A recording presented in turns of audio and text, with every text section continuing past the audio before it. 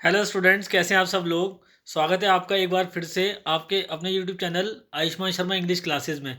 बच्चे, क्लास में subject verb agreement का टेस्ट हुआ था और उस टेस्ट में जो ठाकुर द्वारा वाली ब्रांच में हुआ था उसमें सुशील फर्स्ट नंबर पे आया था। तो उस वाले टेस्ट की जो ठाकुर द्वारा में हुआ था जिसमें सुशील फर्स्ट आया था, आज उसको डिस्कस करते हैं, उसकी आंसर की और डिटेल सॉल्यूशन को डिस्कस करते हैं उसके।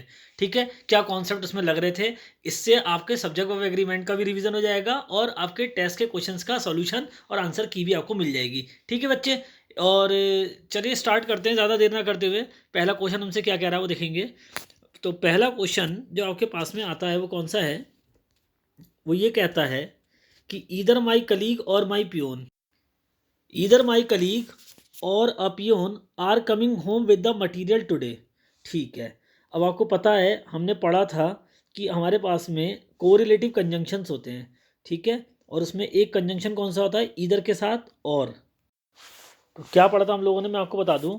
हमने पढ़ा था कुछ कोरिलेटिव कंजंक्शंस होते हैं, जैसे ईदर के साथ में क्या आता है बच्चे, ईदर के साथ में आता है और नीदर के साथ में नॉर, नीदर के साथ में क्या होता है, नॉर। नॉट ओनली के साथ क्या होता है, बट ऑल्सो। अब ये जो कंजंक्शंस होते हैं आपके, ये सेम स्ट्रक्चर्स को जोड़ते हैं, है ना। जैसे यहाँ पे क्या आता है आपके पास में, अगर आप देखें तो यहाँ पे आपके पास में बच्चे, एक मिनट में इसका जरा, ये सब्जेक्ट नंबर 1 और सब्जेक्ट नंबर 2 को जोड़ते हैं। ठीक है, यहाँ भी सब्जेक्ट नंबर 1 आता है और यहाँ सब्जेक्ट नंबर 2 आता है नॉर के बाद में। तो जितने भी आपकी ये कोरिलेटिव कंजंक्शंस हैं उसमें से ईदर और, नीदर नॉर और नॉट ओनली बट ऑल्सो में जो सेकंड वाला सब्जेक्ट होता है उसके हिसाब से एग्रीमेंट होता है, या ज़्यादा बेटर आप कह सकते हो कि जो नियरेस्ट वाला होता है उसके हिसाब से एग्रीमेंट होता है। ठीक है, ऐसा ही कुछ है। तो या तो नियरेस्ट वाले के हिसाब से होता है या सेकंड वाले के हिसाब से भी मान सकते हैं आप, होता है। और अगर ऐसा है तो आप अपने क्वेश्चन में चल के देखें, तो वहाँ पे आपसे क्या कहा जा रहा है, either my colleague or a peon, यानी एक ईदर के साथ क्या हुआ, और ये तो कोरिलेटिव कंजंक्शन हो गया। अब पहला सब्जेक्ट कौन सा है, या तो माई कलीग, सब्जेक्ट नंबर 1 क्या है, माई कलीग, और सब्जेक्ट नंबर 2 क्या है, अ पियोन। और सबको पता है वर्ब के करीब यही आ रहा है और S2 के हिसाब से एग्रीमेंट होना है। और ये ए पियोन कैसा है, सिंगुलर या प्लर, सिंगुलर। तो अगर ए पियोन सिंगुलर है तो आर की जगह क्या आना चाहिए था, इज। ठीक है, तो इसमें एरर क्या है, इस क्वेश्चन में एरर क्या है, एरर ये है कि यहाँ पे आप देखें तो ईदर और के हिसाब से यहाँ S2 ए पियोन सिंगुलर है, तो अगर सब्जेक्ट सिंगुलर है तो वर्ब भी सिंगुलर आनी चाहिए थी, आर की जगह इज, बी पार्ट में एरर आती है, यानी फर्स्ट का आंसर क्या है, बी। ठीक है, और इसके स्ट्रक्चर को डिस्कस करें तो ईदर के बाद में माई कलीग क्या है, सब्जेक्ट नंबर 1 के रूप में नाउन फ्रेज, और के बाद ए पियोन क्या है, सब्जेक्ट नंबर 2 के रूप में नाउन फ्रेज, आर क्या है, हेल्पिंग वर्ब, कमिंग क्या है, मेन वर्ब, होम क्या है, आर कमिंग वेयर, होम। ठीक है, ये एडवर्ब हो गया। विद क्या है, प्रेपोजिशन। द मटेरियल क्या है, इस प्रेपोजिशन विद का ऑब्जेक्ट के रूप में नाउन फ्रेज। और टुडे क्या है, एडवर्ब ऑफ टाइम का काम करने वाला वर्ड है, वैन का जवाब दे रहा है इसलिए। ठीक है, गलती वही थी कि ईदर और के साथ, नीदर और नॉर के साथ, नोट ओनली और बट ऑल्सो के साथ जो S2 है उसके हिसाब से एग्रीमेंट होता है। अगर S2 सिंगुलर तो एग्रीमेंट सिंगुलर, अगर S2 प्लर यानी सब्जेक्ट टू प्लर तो सब वह भी प्लर। और हमने देखा यहाँ सब्जेक्ट नंबर 2 सिंगुलर है पियोन, तो यहाँ आर की जगह क्या आना चाहिए, इज आना चाहिए। ठीक है, क्वेश्चन नंबर 2 देखते हैं। The rise and fall of the tide are due to lunar influence. इसमें गलती क्या है, the rise and fall of the tide are due to lunar influence, यानी ज्वार भाटे का जो ऊपर चढ़ना और नीचे उतरना होता है वो सूरज वो चंद्रमा के प्रभाव की वजह से होता है। लूनर माने चांद से संबंधित होता है। ठीक है, अब आपने पढ़ा है कि जब हम दो सब्जेक्ट्स को, S1 को और S2 को किससे जोड़ते हैं, एक माना चाहिए कि अगर उससे जोड़ते हैं, क्या कहते हैं, एंड से।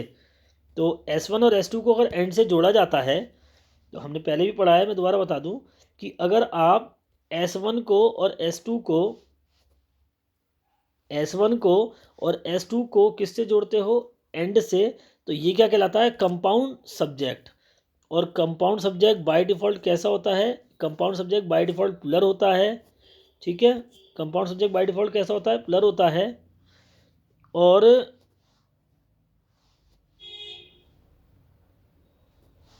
जब compound subject by default pillar होता है तो इसके साथ सिंगुलर वर्ब और प्लुरल वर्ब दोनों आ सकती है। अब ये कैसे तो होगा कि इसके साथ सिंगुलर आएगी या प्लुरल आएगी? इसको डिसाइड करने के लिए आपको यहाँ पे क्या चाहिए होता है? सब जानते हैं कि ये डिसाइड करने के लिए कि यहाँ पे सिंगुलर या प्लुरल आए, आपको ये डिसाइड करने के लिए भाई बाय डिफ़ॉल्ट तो कंपाउंड सब्जेक्ट तो आपका बाय डिफ़ॉल्ट कैसा हो गया? प्लुरल ही हो गया। S1 एंड S2 ये तो प्लुरल ही होता है। ये सिमिलर तब माना जाता है जब सेंटेंस में कोई भी वर्ड इसे सिमिलर कर रहा हो। जैसे ब्रेड एंड बटर प्लुरल और सिमिलर दोनों हो सकता है, लेकिन अगर आगे ब्रेड एंड बटर के लिए पूरे सेंटेंस में आपने ब्रेकफास्ट का यूज़ करा है तो सिमिलर है, और अगर बेचने की बात करिए तो प्लुरल है ना। तो ये कंपाउंड सब्जेक्ट तो बाय डिफॉल्ट प्लुरल ही होता है, लेकिन कोई भी वर्ड सेंटेंस में उसे सिमिलर कर देता है, अदरवाइज तो प्लुरल ही होता है।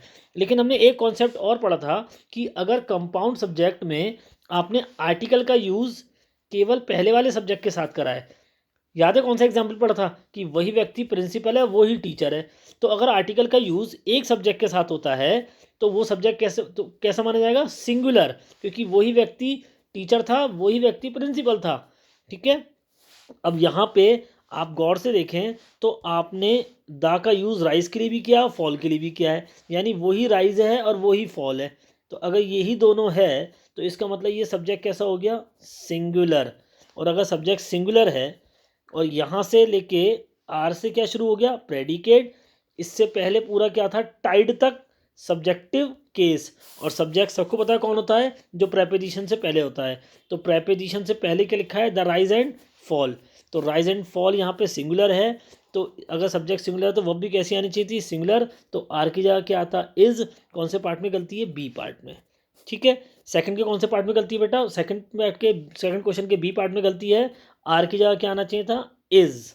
क्योंकि सब्जेक्ट क्या है? द राइज एंड फॉल, यानी आर्टिकल का यूज एक के साथ करा है, ये कंपाउंड सब्जेक्ट सिंगुलर माना जाएगा, इसलिए वर्ब भी यहाँ पे सिंगुलर आनी चाहिए थी, बी पार्ट में गलती आती है। बढ़ते हैं थर्ड क्वेश्चन की तरफ। हमने पढ़ा था बच्चे मैनी अ मैन और मैनी अ बॉय, ये दोनों अपने कॉन्टेक्स्ट में कैसे होते हैं? सिंगुलर। तो अगर ये सब्जेक्ट की तरह यूज़ हो रहे हैं तो इनके साथ वर्ब भी कैसी आएगी? सिंगुलर, ठीक है। अब देखते हैं यहाँ पे क्या लिखा है? Many a man have succumbed to this temptation. Succumbed माने होता है उसकी तरफ ललायित होना, ललचाहित होना, है ना। और टेम्पटेशन मतलब लालच। तो न जाने एक इंसान के जैसे कितने लोग हैं जो इस तरीके से इस चीज़ के प्रति लालची हो जाते हैं, ऐसा कहा गया है। और मैनी या मैन कैसा होता है? सिंगुलर। अगर मैनी या मैन सिंगुलर होता है तो इसके साथ हैव नहीं आ सकता, हैव की जगह क्या आना चाहिए था? हैज़। कौन से पार्ट में गलती है? बी पार्ट में गलती है, हैव की जगह हैज़ आएगा, ठीक है। बढ़ते हैं क्वेश्चन नंबर 4 की तरफ। The introduction of tea coffee and other such beverages have not been without some effect. अच्छा, कहने का मतलब क्या है पहले वो समझेंगे। The introduction of tea coffee and other such beverages, beverages माने होता है पेय पदार्थ। तो जो इंट्रोडक्शन है, जो प्रस्तावना है, किसकी? चाय की, कॉफ़ी की या अन्य पेय पदार्थों की, वो हैव बीन नॉट, वो उतनी ज़्यादा प्रभावशाली नहीं होती। किसके अलावा? विदाउट सम इफेक्ट, बिना किसी प्रभाव के। मान के चलो आपने चाय का ऐड देखा कि साहब बहुत कड़क चाय है, बढ़िया चाय, आप ले आए, एडवर्टीजमेंट देख के उसका इंट्रोडक्शन तो बहुत बढ़िया मिल गया आपको एडवर्टीजमेंट में, लेकिन जब आप चाय लेके आए घर पे, आपने बना के पी, तो आपको वो उसमें वो टेस्ट नहीं आया, तो उसका ज़्यादा इफेक्ट आप पे हुआ नहीं। तो इंट्रोडक्शन का कोई भी फ़ायदा नहीं है जब तक उनका कोई इफेक्ट ना हो। विदाउट सम इफेक्ट उनका इंट्रोडक्शन कोई फ़ायदे का ही नहीं है। किसका? टी कॉफ़ी और अदर सच बेवरेजेस का, ठीक है। स्ट्रक्चर डिस्कस करें तो द इंट्रोडक्शन क्या है? नाउन फ्रेज के रूप में सब्जेक्ट, ऑफ क्या है? Preposition, T comma coffee and other such beverages, यहाँ तक क्या है? इस प्रेपोजिशन ऑफ का पूरा ऑब्जेक्ट है यहाँ तक। और ये क्या है? सिंगल नाउन, ये भी नाउन, लेकिन एंड के बाद ये क्या है? सच अदर बिवरेजेस, यह है नाउन फ्रेज, ठीक है। और सबको पता है कि द इंट्रोडक्शन से लेके और बिवरेजेस तक क्या है? Subjective case. और सब्जेक्ट कौन है इस ऑफ से पहले वाला? द इंट्रोडक्शन, क्योंकि प्रेपोजिशन से पहले सब्जेक्ट होता है। और have not been without some effect, ये क्या है? प्रेडिकेट। अब गलती क्या है इसमें? जब सब्जेक्ट आपके पास में द इंट्रोडक्शन है और ये सिंगुलर है, भाई सब्जेक्ट यही तो है द इंट्रोडक्शन, और ये कैसा सब्जेक्ट है, ये है सिंगुलर सब्जेक्ट। और अगर इंट्रोडक्शन सिंगुलर सब्जेक्ट है तो इसके साथ वर्ब भी कैसी आएगी, यहाँ पे हैव की जगह क्या आना चाहिए, हैज़। अगर सब्जेक्ट सिंगुलर तो वर्ब भी सिंगुलर आएगी, प्लर नहीं आ सकती। ठीक है, क्वेश्चन नंबर 5 की तरफ चलते हैं। The newer type of automatic machines wash close faster. ठीक है, देखते हैं क्या गलती है इसके अंदर। भाई वॉश क्लोज फास्टर ये तो प्रेडिकेट हो गया, सब्जेक्टिव केस क्या है, the newer type of automatic machines, लेकिन प्रेपोजिशन से पहले वाला क्या माना जाएगा, सब्जेक्ट, और ये तो सिंगुलर है द न्यूअर टाइप। भैया एक ही टाइप की तो बात हो रही है, तो ये तो सिंगुलर है टाइप, और अगर ये सिंगुलर है तो इसके साथ वर्ब भी कैसी आएगी, सिंगुलर। तो शायद वॉश की जगह क्या आना चाहिए, वॉश की जगह आना चाहिए वॉशेज। क्या आना चाहिए, वॉशेज। क्या गलती है यहाँ पे, ये जो टाइप आप देख रहे हो ये सिंगुलर है, और अगर सब्जेक्ट सिंगुलर है तो वर्ब भी कैसी आएगी, वॉश की जगह वॉशेज सिंगुलर, यानी बी पार्ट में एरर है। ठीक है बच्चे, स्ट्रक्चर अब ज़्यादा डिस्कस नहीं कर रहा मैं आपसे, ऑलरेडी आप लोग सीख चुके हो, और यदि आप नहीं सीखे हो तो वेलकम टू ऑफलाइन क्लासेस आप ज्वाइन कर सकते हो, या ऑनलाइन क्लासेस में भी मैं आपको अलग से एक दिन स्ट्रक्चर की क्लासेस लेके उसमें सारे स्ट्रक्चर्स ही सिखा दूंगा, फ्रेज के और क्लॉज के, ताकि आपको आइडेंटिफिकेशन करने में आसानी हो जाए। देखिए मैं आपसे एक बात यहाँ डिस्कस करना चाहूँगा, वो क्या है कि जैसे कि जो बच्चे ऑफलाइन पढ़ते हैं हमसे, उन बच्चों के साथ में दिक्कत नहीं आती, क्योंकि मैं अब क्लास में कभी भी क्वेश्चंस के आंसर नहीं कराता हूँ। मैं क्लास में क्वेश्चन के अंदर यूज होने वाले एक एक स्ट्रक्चर को डिस्कस करता हूँ, उसको आइडेंटिफाई करवाता हूँ। फंडा बिल्कुल सीधा है बच्चे, एग्जाम में ये सेम क्वेश्चन तो आपके पास आएगा नहीं जो डिस्कस हो रहा है, ये तो आ चुका पहले।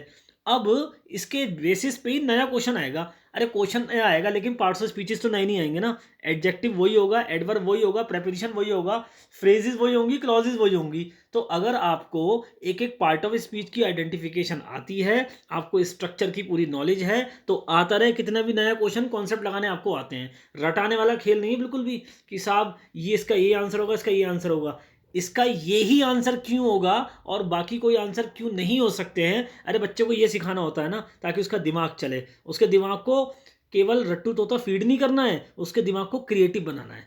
तो उसके लिए हमें कॉन्सेप्ट्स और स्ट्रक्चर्स को सीखना पड़ता है, वो मैं आपको सिखाता रहता हूँ। देखो यहाँ भी डिस्कस कर ही रहा हूँ, अब सारे क्वेश्चन में सारे स्ट्रक्चर डिस्कस करूंगा, टाइम ज़्यादा लग जाता है, वीडियो लंबी हो जाती है। इसलिए मैं आपसे कह रहा हूँ कि अगर किसी को स्ट्रक्चर्स में दिक्कत है तो प्लीज़ कमेंट करके बताएं नीचे फटाफट कि हाँ सर स्ट्रक्चर्स को सीखना है। मैं स्ट्रक्चर्स की डिटेल में वीडियोस भी बना दूंगा, और आप चाहो तो ऑफलाइन क्लासेस में भी आ सकते हो, वहाँ तो हम डेली डिटेल में डिस्कस करते हैं स्ट्रक्चर्स को भी, द हिंदू की वोकेबलरी को भी, न्यूज़ के एनालिसिस को भी, करंट अफेयर्स को भी, स्टैटिक जीके को भी, और आने वाले टाइम में जीके को भी कवर करेंगे। हम इसको इंग्लिश में सीखेंगे, इंग्लिश भी इंप्रूव करेंगे, जीके भी इंप्रूव करेंगे, और स्टोरी बेस्ड तरीके से स्टोरीज भी सीखेंगे वोकैब की, और अपने एडिटोरियल्स हिंदू के वो भी पढ़ेंगे, और प्रीवियस से पेपर्स भी करेंगे। ठीक है, तो ऑफलाइन क्लासेस में तो ये सारी चीज़ें डिस्कस होती हैं, धीरे धीरे इसे ऑनलाइन में भी कन्वर्ट करेंगे, और ऑनलाइन में भी देख सारी चीज़ें लेके चलेंगे। ठीक है, और अगर स्ट्रक्चर सीखने हैं वीडियो में आपको तो प्लीज़ कमेंट करके बताओ, और वीडियो पसंद आ रही है तो इसको लाइक भी कर देना, ज़्यादा से ज़्यादा बच्चों तक शेयर करो।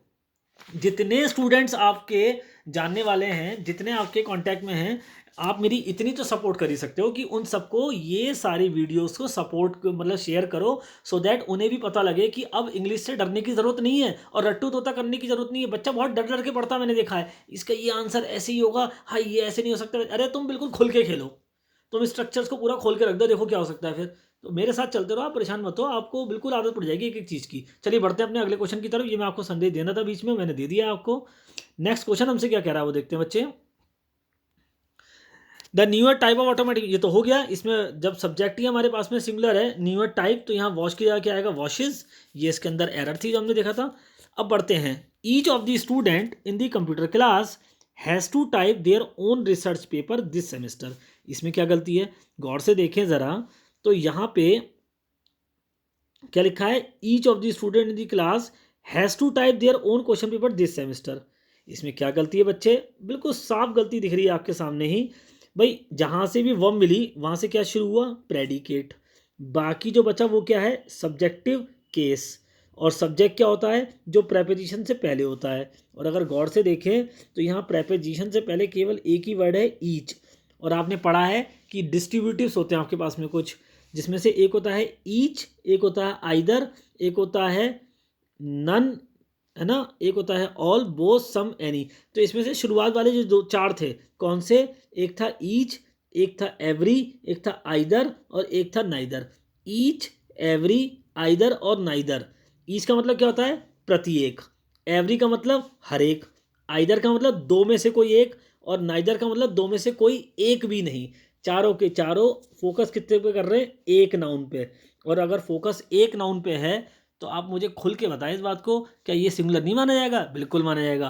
तो अगर कॉन्टेक्स्ट के हिसाब से ई सिंगुलर है और यही सब्जेक्ट है तो इसके साथ वर्ब भी सिंगुलर आएगी और पजेसिव एडजेक्टिव भी सिंगुलर आएगा। देयर नहीं आ सकता, क्या आना चाहिए, हिज, क्योंकि स्टूडेंट की बात हो रही है, ह्यूमन बीइंग की, तो हिज आना चाहिए। क्या गलती आई इसके अंदर, देखें यहाँ पे ये देयर क्यों आया, सी पार्ट में देयर की जगह क्या आना चाहिए था, his own research paper this semester. तो गलती सी पार्ट में है, देयर की जगह हिज आएगा। बढ़ते हैं क्वेश्चन नंबर 7 की तरफ। Every one of the film you suggested, ठीक है, हर एक फिल्म जो तुमने सुझाई थी, जिसका तुमने सुझाव दिया था, आर नॉट वर्थ सीइंग, वो एक भी देखने लायक नहीं है। पता नहीं कैसी पिक्चरों के बारे में तुमने मुझसे कहा था देखने के लिए। तो भाई सामने वाला क्या कहना चाह रहा है, जितनी पिक्चरों के बारे में तुमने मुझे सजेशन दिया था, सुझाव दिया था, उनमें से हर एक पिक्चर जो है वो महाबकवास है, देखने लायक तो बिल्कुल भी नहीं है। खैर, अब जरा यहाँ पे गौर से देखो आप, तो जहाँ से वर्ब मिलती है वहाँ से क्या शुरू होता है, प्रेडिकेट। तो प्रेडिकेट तो आर से शुरू हुआ, लेकिन उससे पहले ये क्या है, सब्जेक्टिव केस, ठीक है। और इसमें सब्जेक्ट क्या है, इस प्रेपोजिशन ऑफ से पहले लिखा एवरी वन। और ये अपने कॉन्टेक्स्ट में कैसा होता है, सिंगुलर। कैसे पता बच्चों, हमने कॉन्सेप्ट पढ़ा था, इंडेफिनिट प्रोनाउंस होते हैं, someone, no one, somebody, nobody, anyone, anybody, everyone, everybody. ये सारे इंडेफिनिट प्रोनाउंस अपने कॉन्टेक्स्ट में कैसे होते हैं, सिंगुलर। तो इनके साथ वर्ब भी कैसी आती है, सिंगुलर, और पॉजेसिव एडजेक्टिव भी कैसे आते हैं, सिंगुलर। अगर ऐसा है तो यहाँ पे क्या गलती हो गई है, यहाँ एवरीवन के हिसाब से यहाँ आर नहीं आ सकता, इज आना चाहिए था, यानी सी पार्ट में गलती है। ठीक है, क्वेश्चन नंबर 8 की तरफ चलते हैं। The secretary and the principal of the college are attending the district development council meeting at the collectorate. The secretary and principal. अब आप मुझे एक बात बताओ, आपने क्या कहा, ये कंपाउंड सब्जेक्ट है जिसमें सब्जेक्ट नंबर 1 कौन है, सेक्रेटरी, और सब्जेक्ट 2 कौन है, प्रिंसिपल। और आपने इन दोनों सब्जेक्ट्स को किससे जोड़ा है, एंड से। क्या बना दिया, कंपाउंड सब्जेक्ट। लेकिन आर्टिकल का यूज आपने एक ही सब्जेक्ट के साथ करा है, यानी वही व्यक्ति सेक्रेटरी है और वही व्यक्ति प्रिंसिपल है। तो ये तो सिंगुलर सब्जेक्ट हो गया। और अगर ये सब्जेक्ट सिंगुलर है तो इसके साथ वर्ब कैसी आएगी, ऑब्वियसली सिंगुलर आएगी। आप देख सकते हैं, अब यहाँ पे, यहाँ से लेके और कॉलेज तक क्या है, सब्जेक्टिव केस, और सब्जेक्ट कौन है, ऑफ से पहले द सेक्रेटरी एंड प्रिंसिपल, ये सिंगुलर है। यहाँ से क्या शुरू हुआ, प्रेडिकेट। अब आर की जगह क्या आना चाहिए, इज, क्योंकि सब्जेक्ट सिंगुलर है तो वह भी कैसे आएगी, सिंगुलर। तो कौन से पार्ट में गलती आती है, बी पार्ट में, आर की जगह इज आना चाहिए था। ठीक है बच्चे, तो जो सेक्रेटरी है और जो प्रिंसिपल है इस कॉलेज के, वो अटेंड कर रहे हैं district development council meeting collectorate पे जो होने जा रही है। एट द कलेक्ट्रेट का मतलब जो कलेक्ट्रेट पर होगी। क्वेश्चन नंबर 9 पे चलते हैं। There is only one of his novels that are interesting. ठीक है, अब हमने क्या पढ़ा है, मैं आपको याद दिला दूं। हमने कहा था अगर कहीं पे वन ऑफ द फ्रेज आती है तो वहां पे इस प्रेपोजिशन से पहले वाला वन जो होता है, इसके हिसाब से एग्रीमेंट सिंगुलर आता है। लेकिन जहां भी आपको रिलेटिव प्रोनाउन मिलता है, और रिलेटिव प्रोनाउन कौन कौन से होते हैं बच्चे, मैं आपको डिस्कस कर लेता हूं कि रिलेटिव प्रोनाउन कौन कौन से होते हैं। ये देखिए, सॉरी, है ना, रिलेटिव प्रोनाउन कौन कौन से होते हैं। एक रिलेटिव प्रोनाउन कौन सा होता है आपके पास में, हु। एक कौन सा होता है, हुम। एक कौन सा होता है, विच। और एक कौन सा होता है, दैट। और इन चारों में आप एक बात खास देखते हैं कि इनके ठीक पीछे जो वर्ड लिखा होता है वो इनका क्या कहलाता है, एंटीसीडेंट। और ये अपने एंटीसीडेंट को आगे यूज करते हैं या तो सब्जेक्ट के स्थान पे या ऑब्जेक्ट के स्थान पे। ठीक है, अगर आप एंटीसीडेंट में ह्यूमन बीइंग को देखें और आगे आने वाली क्लॉज में सब्जेक्ट की कमी हो तो क्या आएगा, हु। अगर एंटीसीडेंट में यानी रिलेटिव नाउन के पीछे ह्यूमन बीइंग तो लिखा हो, doctor, engineer, person, boy, girl, कोई भी इंसान लिखा हो, लेकिन आगे आगे आने वाली क्लॉज में सब्जेक्ट की कमी ना हो, ऑब्जेक्ट की कमी हो, तो हुम आता है। नॉन लिविंग अगर एंटीसीडेंट हो तो विच आता है, और बात स्पेसिफिक हो जाए तो दैट आता है। हम चारों डिटेल में डिस्कस कर पूरे कर चुके हैं। यहाँ तक कि हमने ये भी डिस्कस करा है कि अगर सेंटेंस इंप्रूवमेंट में ये क्वेश्चन आता है और आपको तब चुनना पड़ जाए कि हु आएगा या दैट या हुम आएगा दैट, किसको प्रायोरिटी देनी है, तो मैंने सीजीएल मेंस तक के क्वेश्चंस के हिसाब से उसे भी करवा दिया था, है ना। हमारा टारगेट फिलहाल एसएससी के अंदर एमटीएस, सीएचएसएल, स्टेनो है, लेकिन हम सीजीएल के बच्चों को भी अगर कोशिश करेंगे तो आगे जाके पढ़ाने की, अगर वो आते हैं तो मोस्ट वेलकम है उनका भी, ठीक है। अभी देखते हैं क्या होता है, यहाँ पे क्या लिखा है। अब गौर से देखें तो यहाँ पे ये जो दैट आया ये रिलेटिव प्रोनाउन है और इसका एंटीसीडेंट क्या है, नॉवेल्स, ठीक है। तो उसके हिसाब से आर तो यहाँ बिल्कुल सही लग रहा है आपको, लेकिन भाई only one of the phrase है, वन ऑफ द फ्रेज नहीं है। आपने गौर करा, अगर यहाँ पे केवल वन ऑफ द नॉवेल्स लिखा होता ना, ये ओनली नहीं होता, मान लो केवल वन ऑफ हिज नॉवेल्स होता, ये ओनली होता ही नहीं यहाँ पे। तो यहाँ पे इस एंटीसीडेंट के हिसाब से आर बिल्कुल सही था, लेकिन यहाँ वन ऑफ हिज नॉवेल्स नहीं लिखा है, यहाँ लिखा है ओनली वन, ध्यान देना। तो यहाँ पे कितना भी रिलेटिव प्रोनाउन का एंटीसीडेंट पुलर आ जाए, अगर यहाँ ओनली वन, वन नहीं लिखा है, वन नहीं लिखा है, क्या लिखा है, ओनली वन, बहुत ध्यान देना। तो कॉन्टेक्स्ट कैसा हो जाता है, सिंगुलर, वर्ब कैसी आएगी, सिंगुलर। तो गलती आप लोगों ने पकड़ ही ली, क्या है, यहाँ आर की जगह क्या आना चाहिए था, सी पार्ट में इज, ये गलती है, ठीक है। अब सबको पता है क्वेश्चन नंबर 10 में क्या है, नॉलेज ऑफ एटलीस्ट 2 लैंग्वेजेस। अब यहाँ पे प्रेपोजिशन ऑफ से पहले वाला सब्जेक्ट क्या है, नॉलेज, और ये कैसा है, सिंगुलर। और अगर ये सिंगुलर है तो वर्ब भी कैसी आएगी, यहाँ पे आर की जगह इज, ये भी सिंगुलर आनी चाहिए थी, यानी सी पार्ट में गलती है क्वेश्चन नंबर 10 में। 11 में चलते हैं, it is I who is to blame for this bad situation. वो मैं हूँ जिसे जिम्मेदार माना जा रहा है इस गलत सिचुएशन के लिए, इस बेकार सिचुएशन के लिए। एक मिनट, हु क्या है, रिलेटिव प्रोनाउन, एंटीसीडेंट कौन है, आई, यानी अब हु क्या करेगा, इस आई की एक फोटोकॉपी करेगा और आगे सब्जेक्ट के स्थान पर रख देगा। अब गौर से देखो आप, अगर यहाँ पे हु की जगह आई आ जाएगा तो आई के साथ इस कब से आने लग गया, आई के साथ क्या आता है, एम, यानी कौन से पार्ट में गलती है, बी पार्ट में। यहाँ पे इसकी जगह एम आना चाहिए था। Question number 12, romanticism of melancholy in art and literature, बस वही वाली बात है ना। देखो ऑफ क्या है, प्रेपोजिशन, इससे पहले जो लिखा है रोमांटिज्म, ये क्या है, सब्जेक्ट, और ये कैसा सब्जेक्ट है, यह है सिंगुलर सब्जेक्ट। तो अगर आपका रोमांटिज्म सिंगुलर सब्जेक्ट है तो यहाँ पे वर्ब आर क्यों आ रही है, क्या आनी चाहिए थी, इज। तो कौन से पार्ट में गलती है, बी पार्ट में गलती है, ठीक है। आगे बढ़ते हैं क्वेश्चन नंबर 13 की तरफ। हमने पढ़ा था एज वेल एज, ये भी क्या है, एक प्रेपोजिशन, और जो भी ऑब्जेक्ट होगा वो इसके बाद आएगा, लेकिन सब्जेक्ट प्रेपोजिशन से पहले वाला माना जाता है। तो जो भी नाउन एज वेल एज से पहले लिखी होगी वो क्या मानी जाएगी, subject.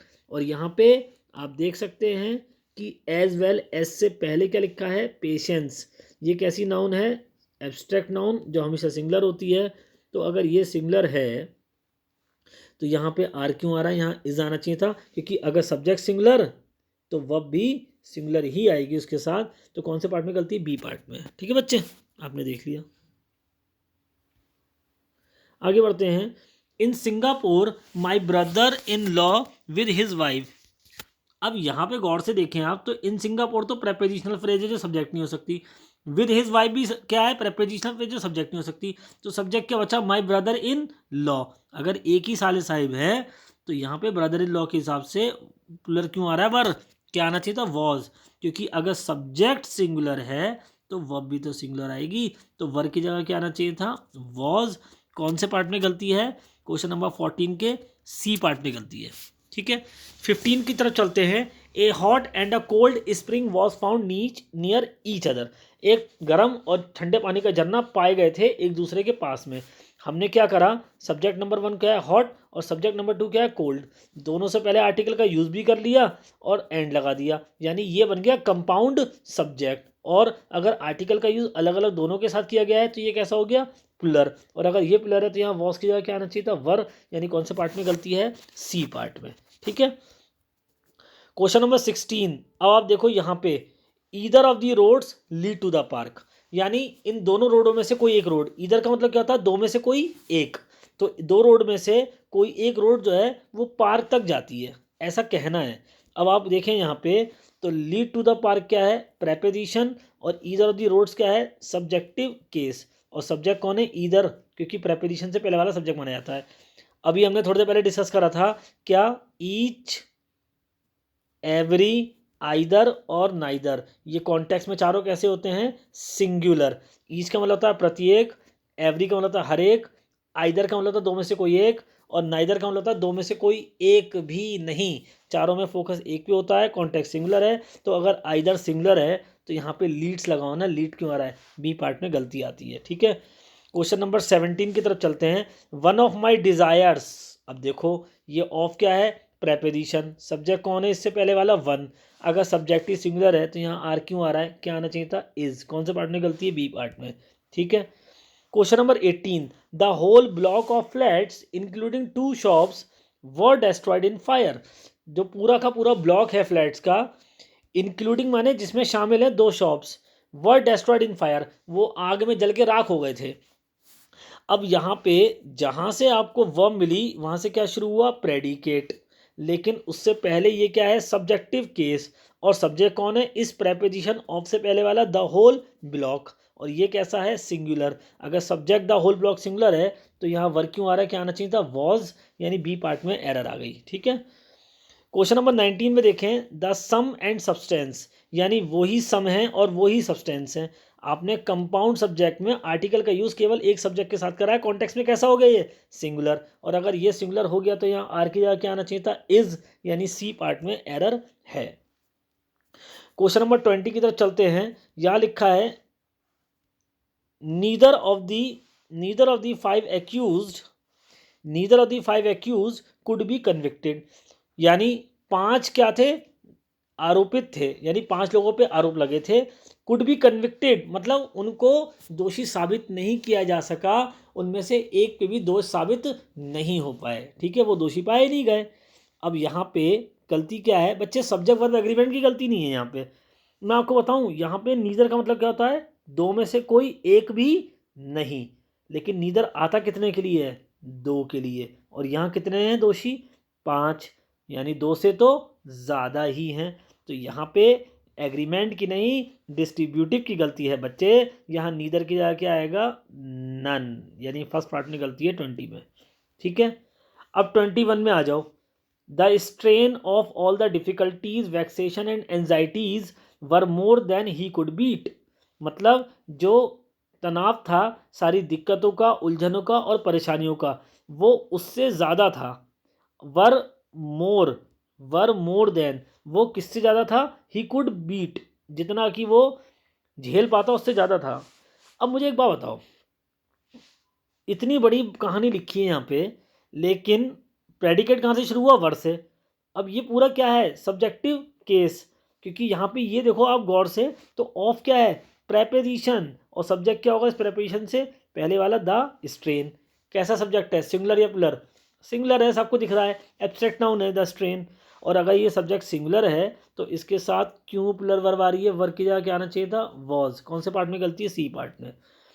Question number 22, everybody it must admitted, हर किसी को ये तो मानना पड़ेगा, has their ups and downs, कि हर इंसान के अपने जीवन में कुछ उतार चढ़ाव होते हैं, ये तो सबको मानना पड़ेगा।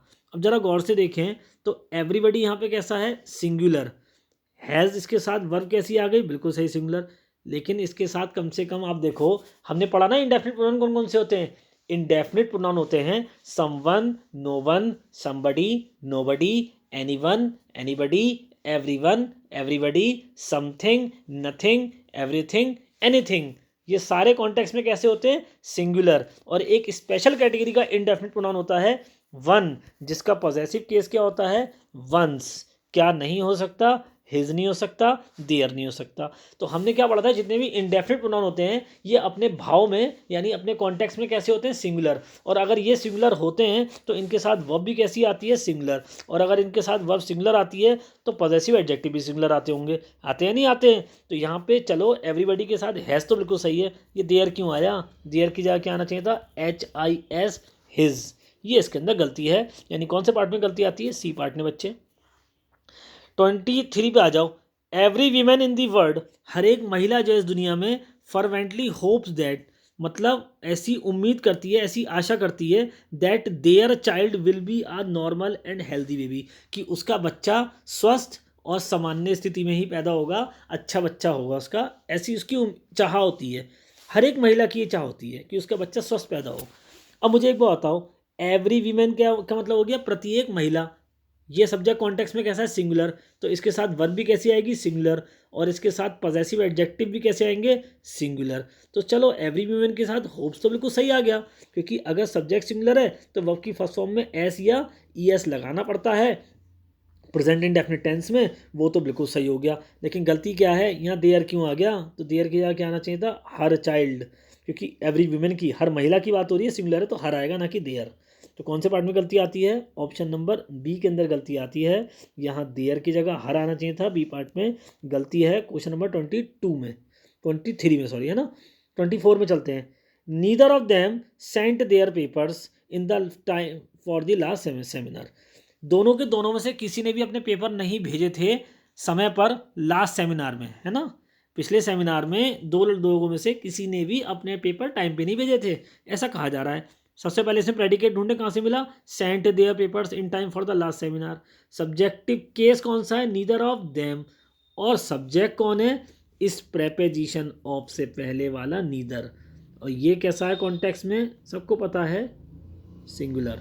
और अगर नीदर सिंगुलर है तो इसके साथ वर्ब भी कैसी आएगी, सिंगुलर, ठीक है। और अगर सिंगुलर आएगी तो पॉजेसिव एडजेक्टिव भी कैसा आएगा, सिंगुलर, क्योंकि नीदर का मतलब था दो में से कोई एक भी नहीं, फोकस तो एक पे होता है, तो वर्ब का एग्रीमेंट भी सिंगुलर और पॉजेसिव एडजेक्टिव भी सिंगुलर आते हैं। तो यहाँ पे देयर क्यों आ गया, देयर की जगह क्या आना चाहिए था, हिज। कौन से पार्ट में गलती है, बी पार्ट में, ठीक है बच्चे। बढ़ते हैं आगे। 25, this is a strange word. ये एक बड़ी अजीब सी दुनिया है। Where each one pursue their own golden bubble, जहां हर इंसान अपनी मन की आकांक्षाओं को पूरा करने की कोशिश तो करता है, and laughs at others for doing the same, और अगर कोई और व्यक्ति वही काम कर रहा हो तो उस पर हंसता है। मतलब भाई, जैसे कि आप मेरा ही उदाहरण ले लो, जैसे मेरा एक चैनल है आयुष्मान शर्मा व्लॉग्स, मैं उसमें व्लॉग्स बनाता हूँ। अब व्लॉग्स बनाने के लिए मैं कभी कभी बच्चों के साथ बातें भी करता हूँ, कुछ मस्ती भी कर लेता हूँ, कुछ हरकतें भी कर लेता हूँ अच्छी सी, तो उसे देख के बाकी और बच्चे जो होंगे या टीचर्स जो भी होंगे मजाक बना सकते हैं। लेकिन अगर उन्हें व्लॉग बनाना होगा, उनका भी तो सपना हो सकता है कि शायद हमें भी ऐसा कुछ करना चाहिए, मान लो किसी का हुआ ऐसा, तो उसे भी तो वही करना पड़ेगा, तो वो मजाक क्यों बना रहा है, करना तो उसे भी यही है। तो ये ऐसी दुनिया है ना, ऐसा कहा जाता है। तो चलो इस क्वेश्चन के हिसाब से अब देखा जाए क्या गलती है। यहाँ लिखा है this is a strange word, ये तो बड़ी अजीब सी दुनिया है। अब यहाँ पे सब्जेक्ट क्या है भाई, वेयर क्या है, सबऑर्डिनेट कंजंक्शन, और सेकंड क्लॉज का सब्जेक्ट क्या है, ईच।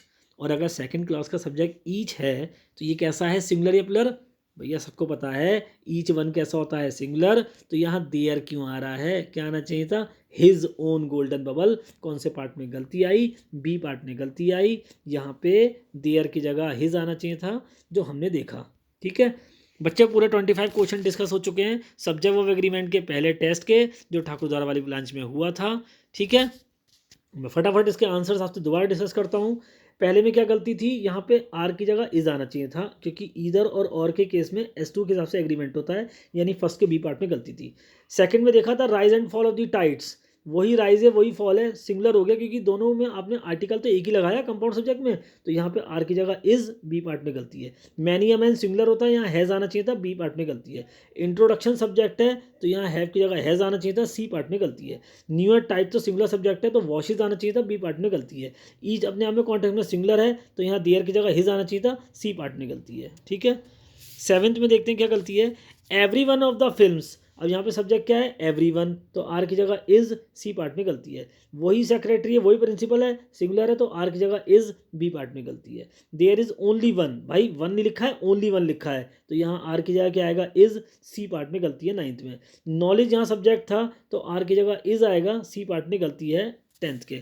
11th में एंटीसीडेंट के हिसाब से यहाँ इस की जगह एम आना चाहिए, यानी 11th के बी पार्ट में गलती है। 12th में सब्जेक्ट क्या है, रोमांटिज्म, और ये सिंगुलर है तो यहाँ पे आर की जगह इज आना चाहिए, यानी बी पार्ट में गलती है। 13 में आ जाओ, patience as well as perseverance, यानी एज वेल एज जो है प्रपोजिशन, इससे पहले जो पेशेंस लिखा है ये सब्जेक्ट सिंगुलर है तो यहाँ आर की जगह क्या आना चाहिए, इज, यानी बी पार्ट में गलती है जो आपने देखा। 14 में जाते हैं, in Singapore my brother in law with his wife. यहाँ पे ये प्रपोजिशन फ्रेज है, ये प्रपोजिशन फ्रेज है, subject singular brother in law है तो इसके हिसाब से वॉर की जगह वॉज आना चाहिए था, सी पार्ट में गलती है क्वेश्चन नंबर 14 में।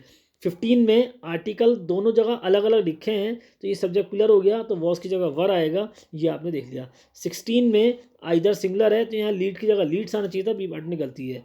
17 वन ऑफ माई डिज़ायर्स में वन के हिसाब से यहाँ इज आना चाहिए, बी पार्ट में गलती है। 18 द होल ब्लॉक सब्जेक्ट है तो यहाँ पे वर्क की जगह वॉज आना चाहिए, यानी बी पार्ट में गलती है।